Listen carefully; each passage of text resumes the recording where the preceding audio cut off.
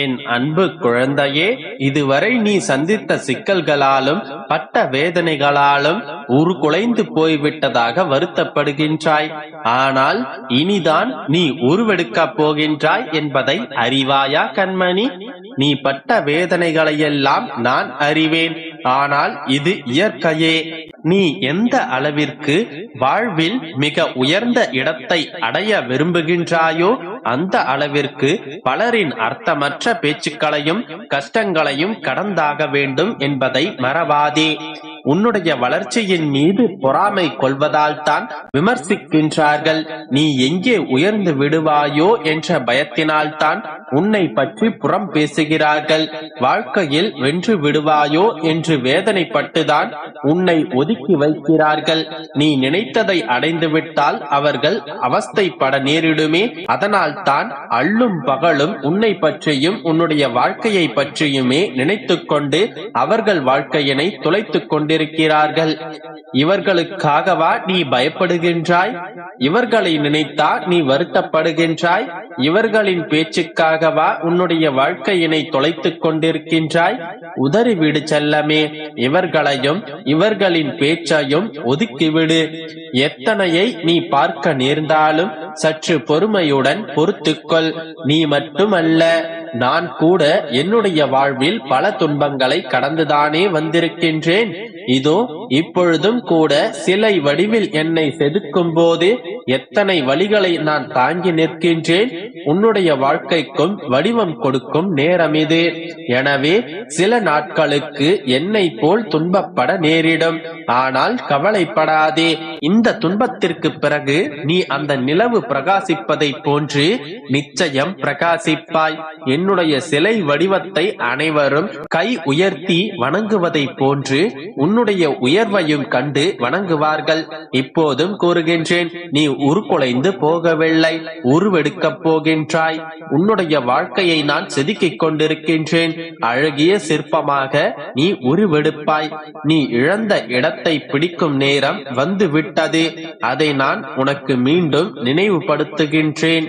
நீ என்னிடம் கேட்டதை நான் உனக்கு கொடுக்கும் நேரம் இந்த நொடி முதல் ஆரம்பமாகின்றது. குழந்தையே, எல்லாவற்றிற்கும் ஒரு நாள் முடிவு வரும். அந்த ஒரு நாள் இன்றாக கூட இருக்கலாம். எந்த கவலையும் உன்னுடைய மனதில் கொள்ளாமல் உன்னுடைய லட்சியத்தை நோக்கி போய்கொண்டே இரு. அப்போதுதான் நீ எதற்கெல்லாம் வருத்தப்பட்டாயோ அவை அனைத்தும் உன்னை தேடி வரும். அதுவரை நம்பிக்கையுடனும் பொறுமையுடனும் செயல்பட்டு கொண்டே இரு. உன்னுடைய யோசனைகளை எல்லாம் என்னிடம் விட்டுவிட்டு உன்னுடைய காரியங்களையும் என்னிடத்தில் ஒப்படைத்துவிட்டு நிம்மதியாக இரு. சரியான நேரத்தில் எப்படி முடிக்க வேண்டுமோ அப்படி எந்த குறையும் இல்லாமல் நான் முடித்துக் கொடுக்கின்றேன். உன்னுடைய யோசனைகளுக்கெல்லாம் மேம்பட்ட ஒருவன் நான் இருக்கின்றேன் என்பதை நினைவில் நிறுத்தி செயல்படு. அப்போது உன்னுடைய காரியங்கள் எல்லாம் எவ்வித தடைகளுமின்றி நிறைவேறுவதை அனுபவத்தில் உணர்வாய்.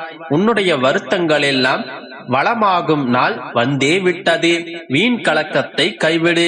உன்னுடைய பாதையில் இருக்கும் முட்களும் கற்களும் பூவாக மாறும். மகிழ்வான வாழ்க்கையை சர்வ நிச்சயமாய் வாழப்போகின்றாய். ஆம் என் செல்லமே, உன்னுடைய வாழ்க்கையில் சந்தோஷ நிகழ்வொன்று கூடிய விரைவில் நடக்கப் போகின்றது. நீ எதிர்பார்த்த அதே நிகழ்வுதான் உன்னுடைய இல்லமும் உன்னுடைய உள்ளமும் மகிழ்ச்சியில் நிறைய போகின்றது. உற்றார் உறவினர் சொந்த பந்தங்கள் என்று உன்னுடைய வாழ்க்கையில் சந்தோஷம் களை கட்டப் போகின்றது. கூடிய விரைவில் நன்றி பெருமாளே என்று ஆனந்த கண்ணீரோடு என்னை அழைக்கப் போகின்றாய். நம்பிக்கையோடு காத்திரு, நல்லதே நடக்கும். என் அன்பு குழந்தையே, உனக்காக ஒரு நல்ல செய்தியை கொண்டு வந்துள்ளேன். குழப்பங்கள் ஒருபோதும் உன்னை சூழாது. அமைதியையும் நிம்மதியையும் அது உனக்கு இறுதியில் கொடுக்கும். உன்னுடைய வாழ்க்கையில் நீ வேண்டாத விஷயங்களை சுமந்து கொண்டு நடக்கின்றாய். நான் மறந்துவிடு என்கின்ற நினைவுகளையும் நீ அசை போட்டு கொண்டேதான் சென்று கொண்டிருக்கிறாய். பிறகு எனக்கு மட்டும் ஏன் இவ்வளவு கவலைகள் என்று என்னையே கேட்கின்றாய். உன்னுடைய எண்ணங்கள் சிந்தனைகளை முதலில் நீ மாற்று. உன்னுடைய எண்ணங்களை பொறுத்தே உன்னுடைய வாழ்க்கை அமைகின்றது. அதனால் உன்னுடைய எண்ணங்களை நீ மாற்றிக்கொண்டாலே உன்னுடைய வாழ்க்கை நிச்சயமாக மாறிவிடும். அதனால் உன்னுடைய எண்ணங்களும் சிந்தனைகளும் உயர் நிலையில் இருந்தால்தான் உன்னுடைய வாழ்க்கையில் உன்னால் ஜெயிக்க முடியும். நான் அடிக்கடி கூறியது போல் எதை நீ திரும்ப திரும்ப நினைத்துக் கொண்டிருக்கிறாயோ அதுவே உன்னுடைய வாழ்க்கையில் நிஜமாய் நடக்கும்.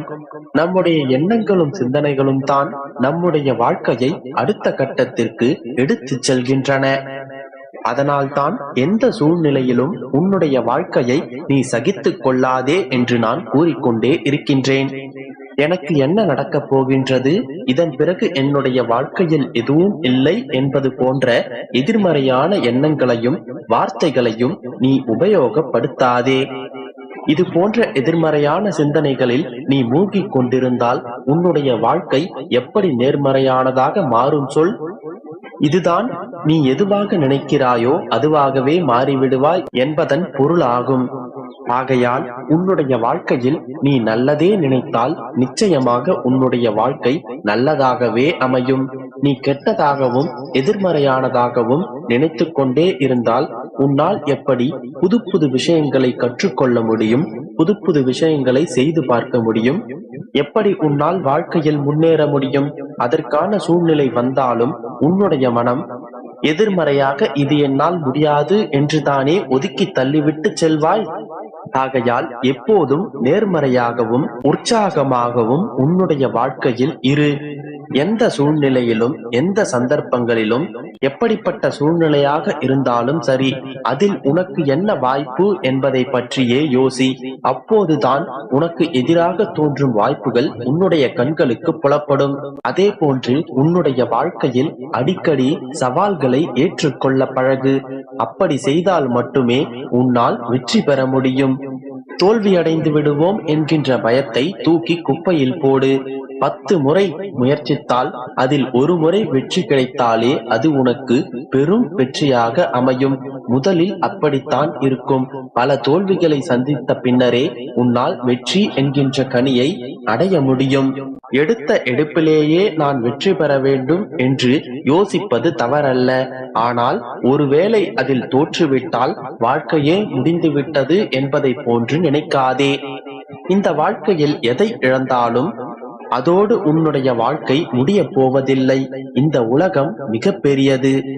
வாழ்வதற்கு பல வழிகள் உள்ளது. இந்த உலகத்தில் எண்ணிலடங்கா உயிர்கள் வாழ்கின்றன. தோல்வியடைந்து விட்டால் வாழவே கூடாது என்று நினைத்தால்